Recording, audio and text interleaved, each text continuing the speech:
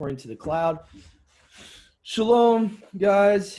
It's me, Brother Doug, again with my sister Susan, my sister Sadie, and we are going to be doing a informational video today about what are the Targums, what is the Pentateuch, the Samaritan Torah, and what is the Septuagint. I think first I'll start with the Septuagint since that is the most popular of the older versions of the Old Testament. We will, towards the end of the video, also go to other versions of the New Testament that many people don't know about, which are the two main ones that people don't know about of the New Testament is the Syriac Peshitta and the Aramaic Peshitta. So we'll do that last. But first, I'm on Encyclopedia Britannica here, and it says Biblical Literature Septuagint, so I'm going to be reading this, try to give you a crash course on what this stuff is, okay? Septuagint, abbreviation LXX, which that's Latin for 70, the earliest extant Greek translation of the Old Testament from, and I want to highlight this here, original Hebrew, not the Hebrew we have today, original Hebrew. So Paleo into Koine Greek. The Greek was presumably made for the Judean community in Egypt when Greek was the common language. Throughout the region, analysis of the language has established the Torah or Pentateuch, first 5 books. Pentateuch's a Greek word that means 5. The first 5 books of the Old Testament was translated near the middle or 3rd century BC, and that the rest of the Old Testament was translated in the 2nd century BC. So like basically the Torah version of the Septuagint would have been 3rd century BC, before Messiah. And I'm guessing about 100 years later, they finished the whole Old Testament of the Septuagint in 2nd century BC. Either way, combined, you're talking about 200 to 300 years before Messiah came to earth. That's the Septuagint. So, okay, so now that's a little crash course there. Let's see if there's any other information. If not, I'm going to go next to the Samaritan Pentateuch. The name Septuagint from Latin, Septuaginta, 70, was derived later from the legend that there were 72 translators, 6 from each of the 12 tribes of Israel, who worked independently to translate the whole and ultimately produced identical versions. Another legend holds that the translators were sent to Alexandria by Eleazar, the chief priest at Jerusalem, at the request of Ptolemy II. So Ptolemy Philadelphus, which is kind of interesting because then we have an assembly of Philadelphia later on in Revelation. So I kind of find that funny. Ptolemy Philadelphus. 285 to 246 BC, though its source, the letter of Aristeas, is unreliable despite the tradition that it was perfectly translated. There are large differences in style and usage between the Septuagint's translation of the Torah and its translations of the later books in the Old Testament. So pretty much the author of this article is asserting that the legend is not to be relied on. I would disagree. I actually trust the legend of this story, and it makes sense. Based upon the New Testament verses perfectly aligning with the Greek Septuagint Old Testament, the quotes in the New Testament. So I actually agree that originally it was perfect, but then you have the problem is later on, the original Greek Septuagint manuscripts got in the possession of the Vatican. And then the Vatican did basically what they did is they took one of the Greek manuscript text families of the Septuagint and basically translated it into Latin, and they called it the Codex Vaticanus, I think it's, the Codex Vaticanus, they called it. So they actually, some of the Catholic Bibles have remnants of the Septuagint in it, like the Latin Vulgate based the book of Psalms and Proverbs, I believe, on the Septuagint. I know for a fact Psalms, they definitely did. Saint Jerome did that, but anyway. So let's see here. Despite the tradition that was okay, and it's translations of later books in the Old Testament in the 3rd century. Oregon attempted. Okay, so yeah, so basically this is the story of the Septuagint. You had 72 translators from the 12 tribes of Israel. Supposedly they translated it into Koine Greek for the request of Ptolemy Philadelphus. And this is another important, right here it says, let me see, it says, given that the language of the much early Christian church, not church, I don't even like to use church, the early Messianic assembly would be more correct, was Greek, so meaning that Yahusha's followers were mainly speaking Greek at that point in time in early AD time period, so 1st century AD time period was Greek. Many early Messianics relied on the Septuagint to locate the prophecies they claimed were fulfilled by Messiah. Judeans considered this a misuse of set-apart scripture. So now you got the Pharisees and all of them not wanting people to use the Septuagint and trying to say it's misuse. That's what this article is talking about. And stopped using the Septuagint altogether. So the reason that the Septuagint is not in our Bibles today, and it's not in the Jewish Bibles, is because of this fact, that you can link the prophecies fulfilled by Yahusha back to the Septuagint. That's why. Its subsequent history lies within the Messianic assembly. The Greek text, not the original Hebrew, was the main basis for the Old Latin, Coptic, Ethiopic, Armenian. Think about this for a second. The Ethiopian canon was based on the Septuagint. Very interesting to me. So the Ethiopian canon, which by the way has the Book of Enoch in their canon. So I'm just saying. Armenian, Georgian, Slavonic, and part of the Arabic translations of the Old Testament has never ceased to be the standard version of the Old Testament in the Greek church. So Greek Orthodox Christians to this day use the Septuagint. To this day, the Greek Orthodox Church does. Indeed, Saint Jerome used the Septuagint to begin his translation of the Vulgate. This is where he messed up. He should have continued to use it for the whole Old Testament of the Latin Bibles, the Catholic Bibles. They would have been better off, in my opinion, but they screwed up. He started with books like the Psalms and Proverbs, like I said before, and then he changed his mind when he got to the Torah for whatever reason. Old Testament in 382 AD.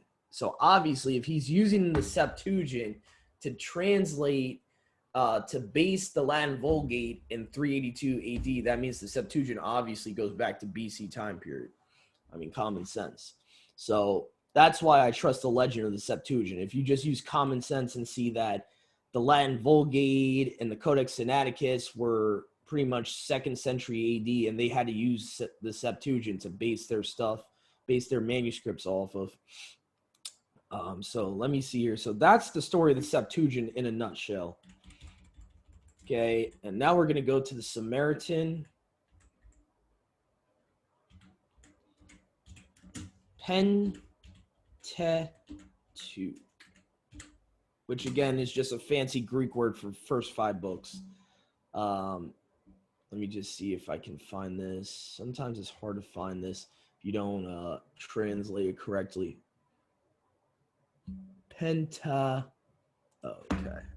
It's supposed to be an A there. Pentateuch. There we go. All right. So again, I'm using Encyclopedia Britannica here. So it says, let's see here. The Samaritan Pentateuch. The importance of the recension known as the Samaritan Torah or Pentateuch lies in the fact that it constitutes an independent Hebrew witness to the text written in a late and developed form of the Paleo-Hebrew script. What do you know? Some of the Exodus fragments from Qumran demonstrate that it has close affinities with pre-Messianic Palestinian text type. Palestinian, Israeli, same thing. So basically goes back to Jerusalem, and testified to the trustworthiness with which it has been preserved. It contains about 6,000 differences or variants, 6,000 differences from the Masoretic text, of which nearly a third agree. So nearly 30% of the differences of the 6,000 differences agree with the Septuagint. Only a minority, however, are genuine variants. So again, you got Encyclopedia Britannica. I guess they're paid by Judaism to have a swayed opinion here. Only a minority, however, are genuine variants. Yeah, okay, whatever. Yeah. You're getting paid to say that. The Samaritan Pentateuch has become known in the West through a manuscript secured in Damascus in 1616 by Pietro della Valle, an Italian traveler. It was published in Paris 1628 to 45, and London 1654 to 57. Polyglots written in several languages in comparative columns. Many manuscripts of the Samaritan Pentateuch are now available. The Avisha scroll, the set-apart copy of the Samaritans, has recently been photographed and critically examined. Only Numbers 35 to Deuteronomy 34 appears to be very old, the rest stemming from 14th century. A definitive edition with photographs of the Samaritan Pentateuch was prepared in Madrid by F. Perez Castro in 1959.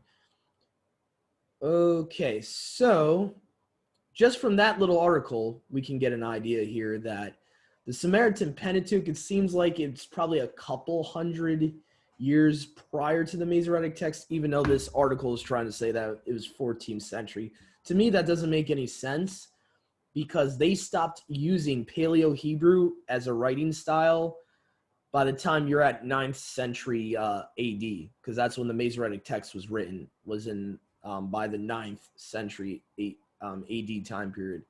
So if the Samaritan Pentateuch is true that it was written in a later Paleo-Hebrew style, like it was still Paleo-Hebrew, not modern Hebrew, to me, it would at the minimum have to be at least 200 to 300 years before the Masoretic text at the minimum. I do think that it's very close to as old as the Septuagint is versus the Masoretic. The Samaritan Pentateuch also would be just as old, just as much older than the Masoretic, since both are using the source of a Paleo-Hebrew to translate from. So, but now we're going to look at the Targums. This is probably the least common version of the Torah you probably heard of. And to me, they're very interesting, especially trying to witness. If you ever come across a Yemenite Jewish person, this is a great source to use. And so let me see here. So Aramaic Targums, all right. So Targum biblical literature, okay. And once the video's done, I'll give you guys links in the description when I upload it to YouTube. You can look this up for yourselves.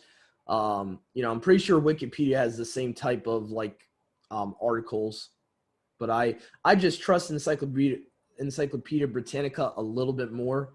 They're a little bit more honest sometimes. So here we go. Let's see. Targum. Any of several translations of the Hebrew Bible or portions of it into the Aramaic language.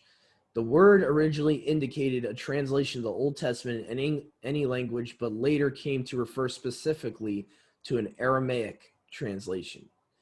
Okay. The earliest Targums date from the time after the Babylonian exile.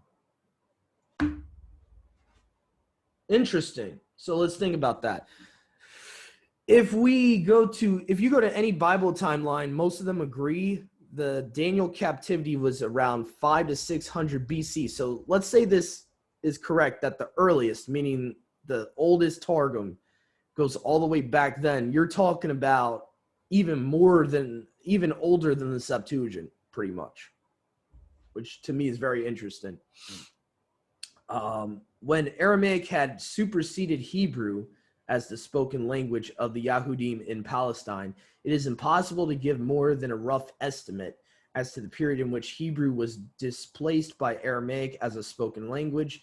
It is certain, however, that the Aramaic was firmly established in Palestine by the 1st century AD, which we're going to get to that by the end of this video.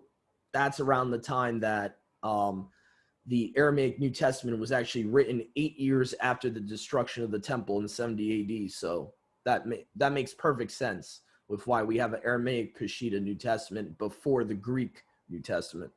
This makes perfect sense. Although Hebrew still remained the learned and set-apart language, thus the Targums were designed to meet the needs of unlearned Judeans to whom the Hebrew of the Old Testament was unintelligible, meaning like probably new believers and, you know, people just unlearned in the Paleo-Hebrew possibly.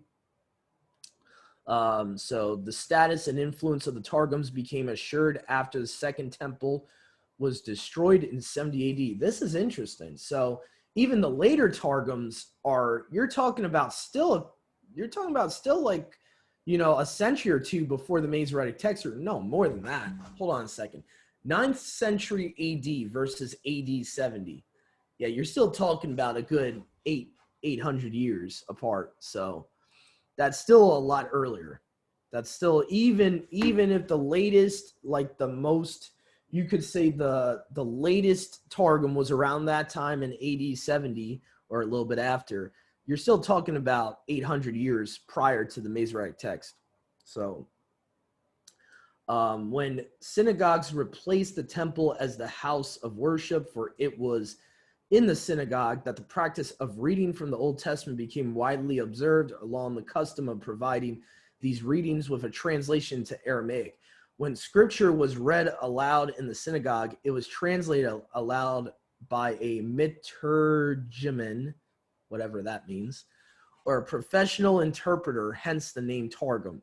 For the benefit of the congregation, the translator tried to reproduce the original text as closely as possible. But since its object was to give an intelligible rendering of the biblical text, the Targums eventually took on the character of paraphrase and commentary. Now, what I'll say here is I disagree with that opinion that all of them are rabbinical and commentary.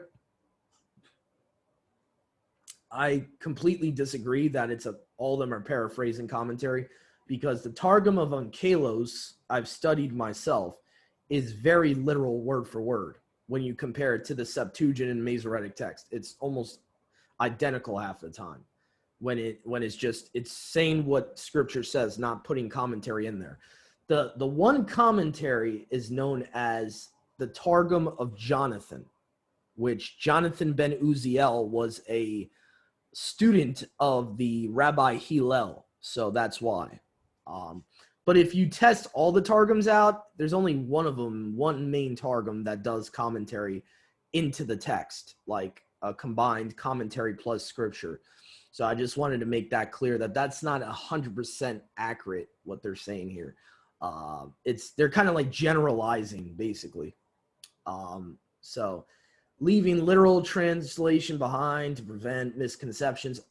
Maturgiman, expanded explanation, what was obscure, adjusted the incidents of the past to the ideas of later times, emphasized the moral lessons to be learned from the biblical narratives, and adapted the rules and regulations of the scriptures to the conditions and requirements of the current age, the method by which the text was thus utilized as a vehicle for conveying homiletic discourses, traditional sayings, legends, and allegories is abundantly illustrated by later Targums. Keyword here, later Targums.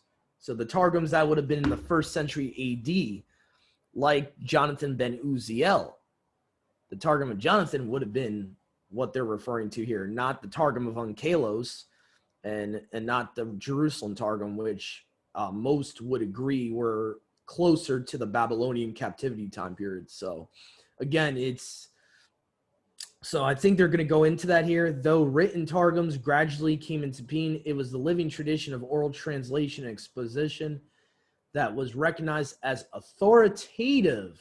Now, this is why I wanted to go into the Targums to explain this. And this is why I use the Targums a lot, and I study the Targums, and I test them against the Masoretic and Septuagint, because they are authoritative to certain Judean sects, including the, what's the main one? The Yemenite communities, the Yemenite Jewish communities. So throughout the Talmudic period of the early centuries of the Messianic era, the official recognition of a written Targum, and therefore the final fixing of its text, belongs to the post-Talmudic period of the 5th century AD. Okay. All right. The best known and most literal, so they're even letting you know there are literal word-for-word Targums.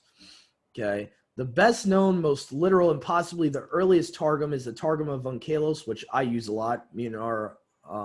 Me and my brothers and sisters in our assembly, we test and sometimes read from the Onkelos one. On the Pentateuch, which appeared in the final revision in the 3rd century AD. Other Targums include Targum of Jonathan, the Samaritan Targum, and the Targum of Jonathan ben Uziel. Okay, so that's pretty much the story of the Targum, of the Aramaic Targums, and how they came into being. It's very interesting. So now I think we're going to go to, I think we might as well do the Masoretic text for people that probably, we know how late the Masoretic text was created, but many people don't know. And from what I've actually studied, the Masoretic text, the only reason that's the Old Testament in your modern translation Bibles was because the Protestant reformers trusted Judaism to keep the Old Testament pure. That's the reasoning. If you look it up for yourselves, with the Protestant reformers that left the Catholic Church, that was their reasoning. So, but here's the whole story here of the Masoretic text. Masoretic text, from Hebrew Masoreth, traditional Hebrew text of the Jewish Bible, and meticulously assembled and codified and supplied with diacritical marks to enable correct pronunciation. Yeah, so that, so it changes the Father's name. Yeah. So it makes Yah into Yeh. This monumental work was begun around the 6th century AD. Wow. And completed in the 10th century by scholars at Talmudic academies in Babylon and Palestine. In an effort to reproduce as far as possible the original text of the Hebrew Old Testament, their intention was not to interpret the meaning of the scriptures, but to transmit to future generations the authentic word of Elohim. To this end, they gathered manuscripts and whatever oral, this says a lot, whatever oral traditions were available to them. Sounds a little skeptic to me. What does Yahushua say when they say, why don't you hold to the traditions of our elders? He says, by your traditions, you negate my Father's word. Just saying. The Masoretic text that resulted from their work shows that every word and every letter was checked with care. In Hebrew or Aramaic, they called attention to strange spellings and unusual grammar and noted discrepancies in various texts. Since texts traditionally omitted vowels in writing, the reason it omitted vowels is because there was no vowels in the original Hebrew. Hello, Earth to McFly here. There wasn't any vowels in the original Hebrew. They made vowels. They added vowels. They added to his word, which is a sin. You're not supposed to add to his word, not even a pen stroke. The Masoretes introduced vowel signs to guarantee correct pronunciation among the various systems of vocalization that were invented. The one fashioned in the city of Tiberias, Galilee, eventually gained ascendancy. In addition, signs for stress and pause were added to the text to facilitate public reading of the scriptures in the synagogue. Okay, let's see if there's anything else important. We can move on to the Greek New Testament manuscripts. When the final codification of each section was complete, the Masoretes not only counted and noted down the total number of verses, words, and letters in the text, but further indicated which verse, which word, and which letter marked the center of the text. In this way, any future emendation could be detected. The rigorous care given the Masoretic text in its preparation is credited for the remarkable consistency found in the Old Testament Hebrew text since that time. I would completely disagree. I'm sorry. I smell a lie there. I'm sorry. I can show you guys at the end of this video a lot of inconsistencies in the Masoretic text that would completely contradict the New Testament when talking about just like historical things that Paul and the apostles quote. So I completely disagree with that statement. It's credit for remarkable. The Masoretic enjoyed an absolute monopoly for 600 years, and experts have been astonished at the fidelity of the earliest printed version, late 15th century, to the earliest surviving codices, late 19th century. Okay, so the earliest surviving manuscripts are only late 9th century AD. Wow. That is way too modern of a manuscript, you want to ask me.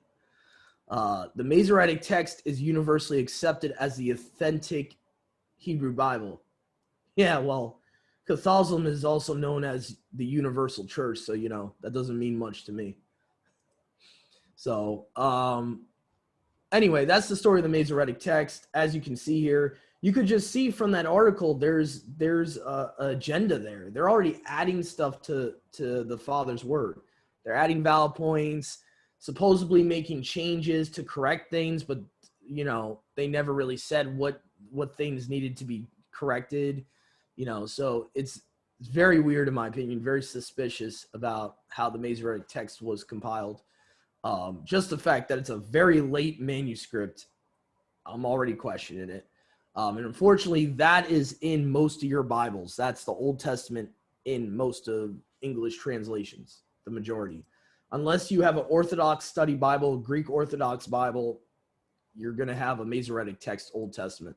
Even the Restored Name translations, all of them base their Old Testament off of the Masoretic. So anyway, let me see here. So now we're going to go to the Greek New Testament manuscripts.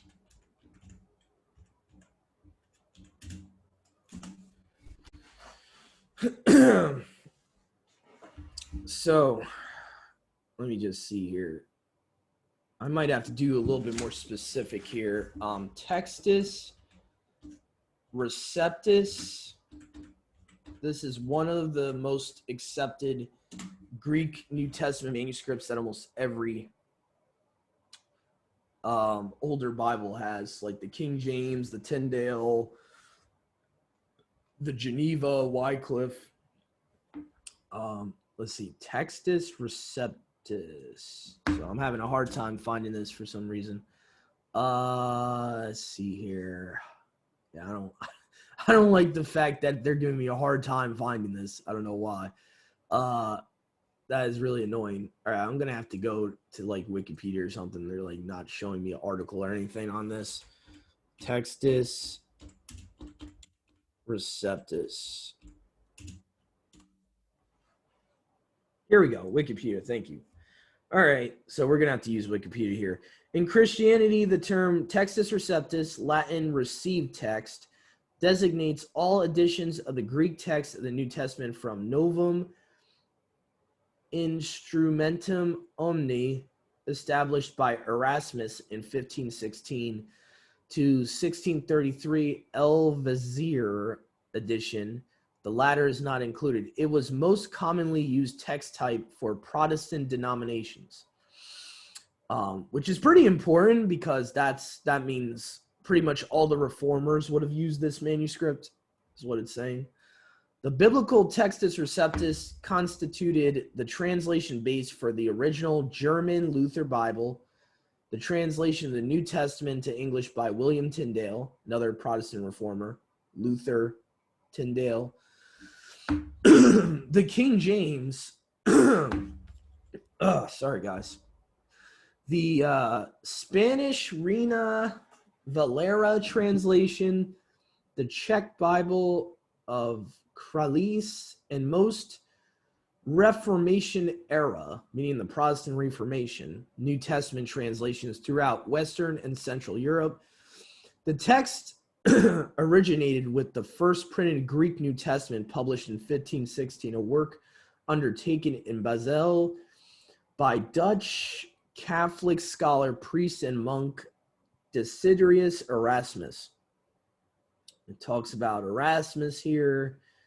Okay, all right, so, and from what I've actually compiled too is the majority of these Greek manuscripts go all the way back. They can't go any farther back than 300 AD. So like 300 to 400 AD is the general consensus on almost every Greek New Testament. Whether you look at the majority text, you look at Codex Sinaiticus, Codex Vaticanus, they all base themselves off of Greek New Testament text types that don't go any farther than like 300 to 400 AD. Now, let me see if I can find something on the Peshitta. Aramaic New Testament.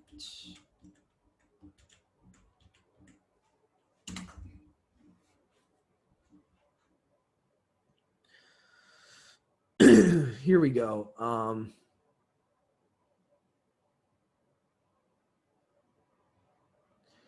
Let's see here. What do we got here? We got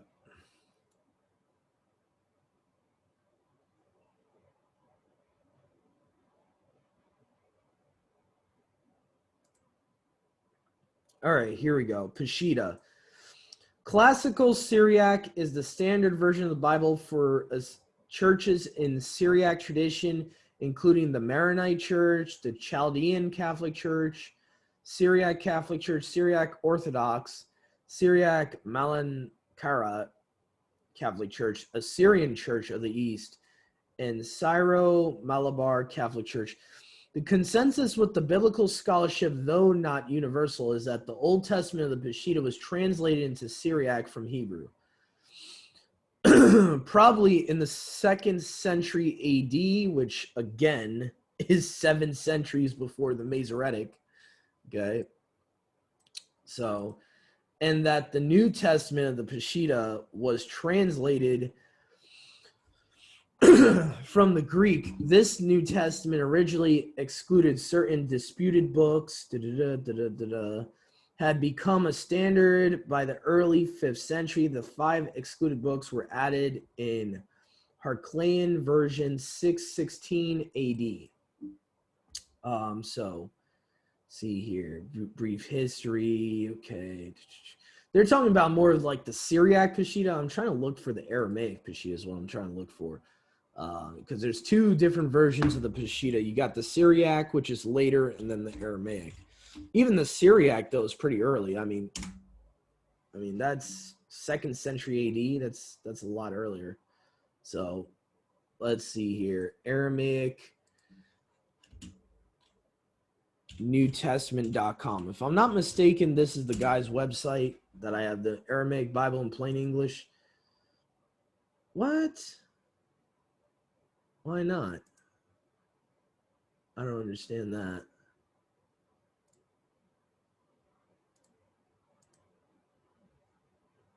So is this guy's website done?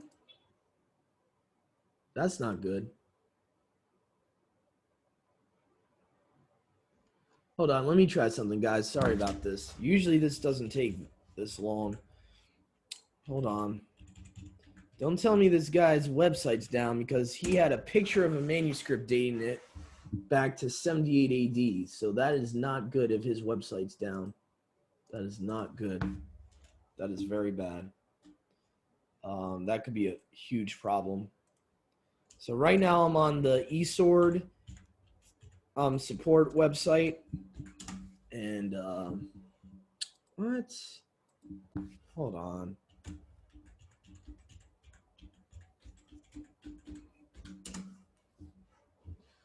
Hold on. I'm going to try something here.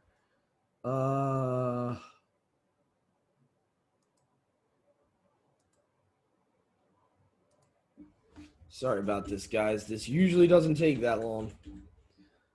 I don't know why.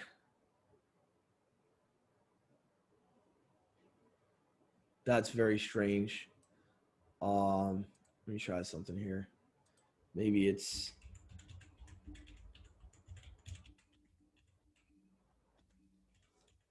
That's not good. I need to definitely be signed into this to try to figure out what happened to that guy's website, because this does not make any sense at all. Yeah, here we go. All right, so original Aramaic New Testament. Let's see here. Here we go. All right, so the uploader's name is Tim Mitchell. The guy that translated this from Aramaic into English is David Boucher. He's a reverend, a Christian reverend.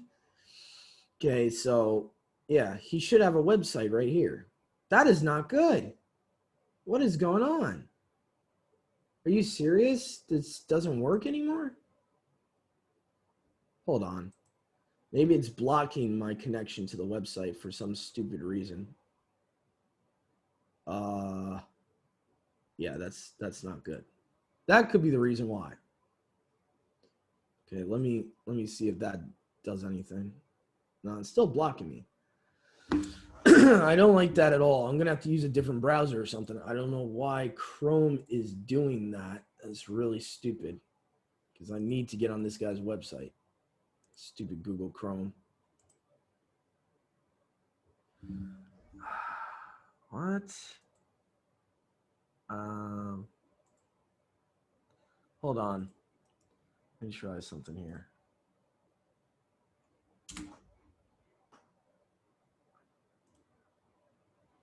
Oh my, are you kidding me? Wow, his website got shut down? Are you serious? Why is that the case? Why would... That's not good, man.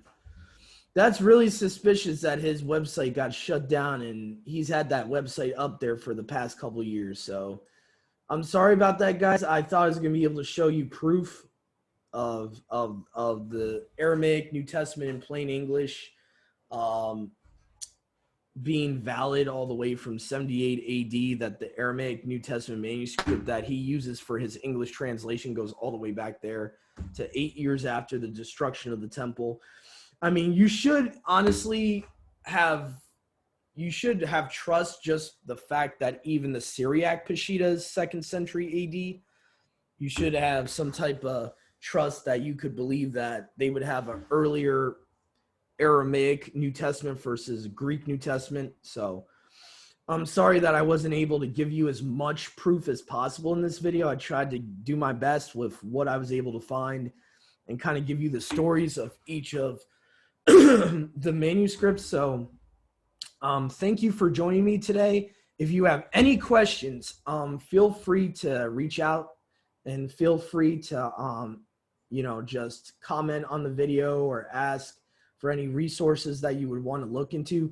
This is just to bring clarity to why I'm sorry, guys, I got a raspy voice today. Sorry about that. So this is just to bring clarity to a lot of our brothers and sisters asking questions about where these other versions of the Old Testament and New Testament come from and why I'm looking into these things.